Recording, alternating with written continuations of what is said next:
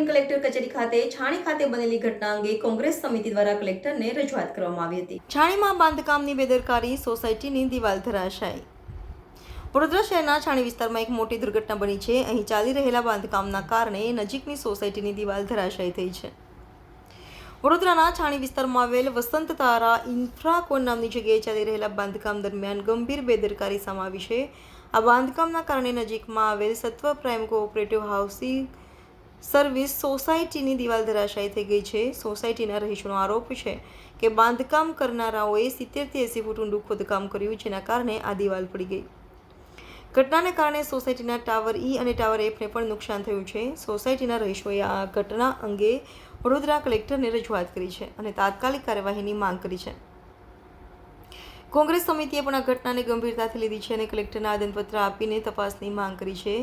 રહીશોની માંગ છે કે બાંધકામની મંજૂરી અને પ્લાનની તાત્કાલિક તપાસ કરવામાં આવે અને દોષિતો સામે કડક કાર્યવાહી કરવામાં આવે। આ ઘટનાને કારણે સોસાયટીના રહીશોમાં ભયનો માહોલ, તંત્ર દ્વારા તાત્કાલિક ધોરણે આ ઘટનાની તપાસ કરવામાં આવે અને રહીશોને ન્યાય મળે તેવી માંગ ઉઠી રહી છે।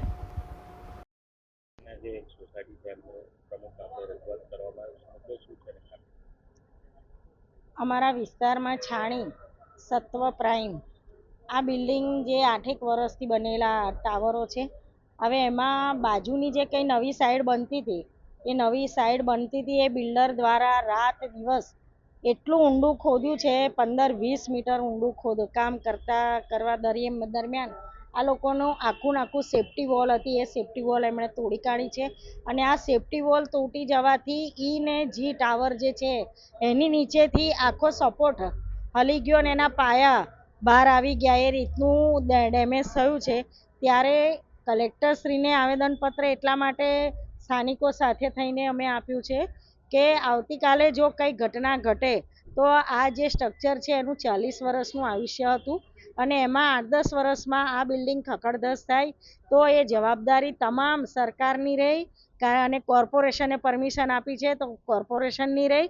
અને બીજું કે અત્યારે એ લોકો આજે 4થો દિવસ થયા છે, અત્યારે એ લોકોને જમવાની તો વ્યવસ્થા કરી છે, પણ હજુ પણ એ લોકો નીચે જ પોતાના મકાન હોવા છતાં આવતીકાલે તહેવાર 2 દિવસનો ચાલુ થાય છે, પોતાનું ઘર હોવા છતાં પણ એ લોકો નીચે પાર્કિંગમાં રાતવાસો કરવો પડે છે।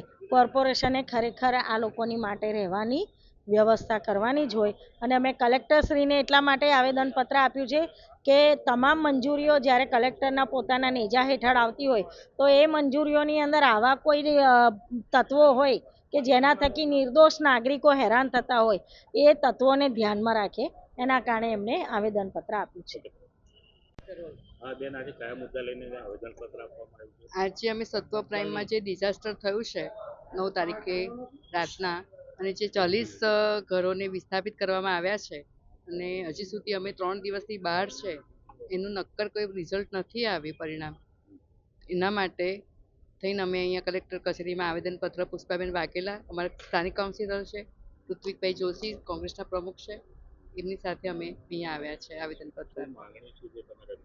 માંગણી એવી છે કે અમારું જે સ્ટ્રક્ચર જે છે જે અત્યારે પાયાની જોઈએ તો કદાચ અમારો 8 જ વર્ષ થાય છે, 40 વર્ષની જે અમારી 40 વર્ષની જે ગેરંટી હોય અને રેરામાં જે પણ આવતું હોય આમનું તો બિલ્ડર સાથે તપાસ કરવી જોઈએ એમને।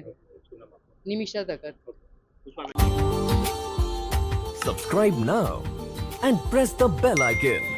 Never miss an update.